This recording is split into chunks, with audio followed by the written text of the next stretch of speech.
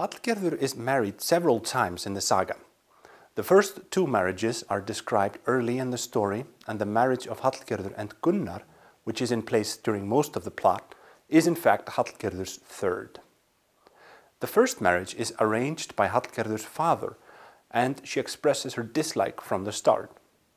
Not only is her attitude towards this match very clear, but Hallgerður's story touches on an issue which is still important today, the matter of a woman's consent. Is Hallgerður's behavior mainly an act of rebellion against her father, whom she blamed for forcing her to marry a husband below her station in life? Or is there something else at play in this first marriage? The first marriage is interesting. Again, it has a narratological function as well, basically as a character building function. And it also brings up an interesting thing, particularly within the saga convention, which is consent. There seems to have been quite an interest by saga authors, and most likely then audiences, in female consent in marriage. That there's a discussion, not only in Njál's saga, but also in other sagas, of basically whether women were content with their marital relationships or with the matches that were being made by their fathers, and so the narratological function has to do with the fact basically that we're setting up a scene that will be repeated throughout basically the narrative, meaning that events that happen in the first marriage will be repeated and gain meaning as we move along. In terms of the consent in Hallgerður's character, it is interesting. Her reaction to her father is that she becomes very upset when she's found out, and she claims that she is vargefin, which means that she's badly matched or has been badly married. And her father sort of reacts very kind of irritably that, you know, she's being sort of too ambitious basically with her expectations, and she sort of turns the word ambition around right back at him, using it as a bit of a double-edged sword, saying that on one hand basically it's no wonder that she's ambitious given that she's his daughter. So, you know, bringing up the idea basically that it's a genetic quality, that it's an inherited quality.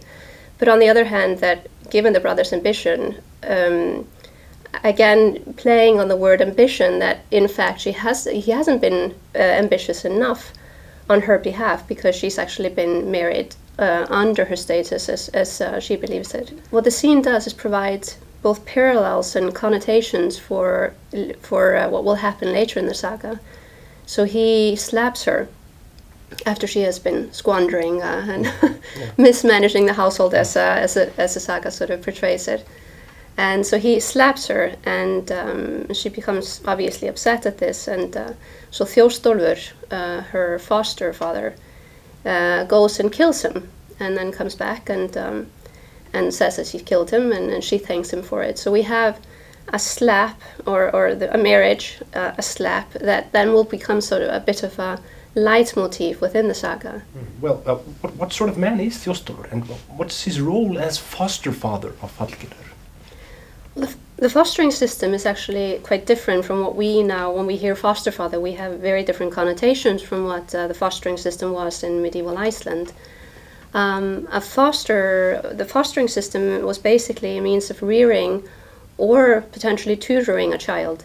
So you could have fostering relationships that were political, meaning that a child would, for instance, move to a different household. Usually it would be, the foster father would then be a similar social status, possibly even higher, who would accept the child into his household, provide sort of means of political connotations to the family or connections, and would be responsible for sort of tutoring the child. And the fostering relationships are very, very strong. Indeed, you have sort of the fraternal blood-bound or blood relationships basically between the foster parents and siblings and the foster child. The alternative fostering system is when you have somebody within the household, a female or a male, who becomes the foster parent of the child, and is responsible for rearing the child as a youngster. Generally, these would be then of a lower social status, which is the case, in fact, with Þjóstólfur.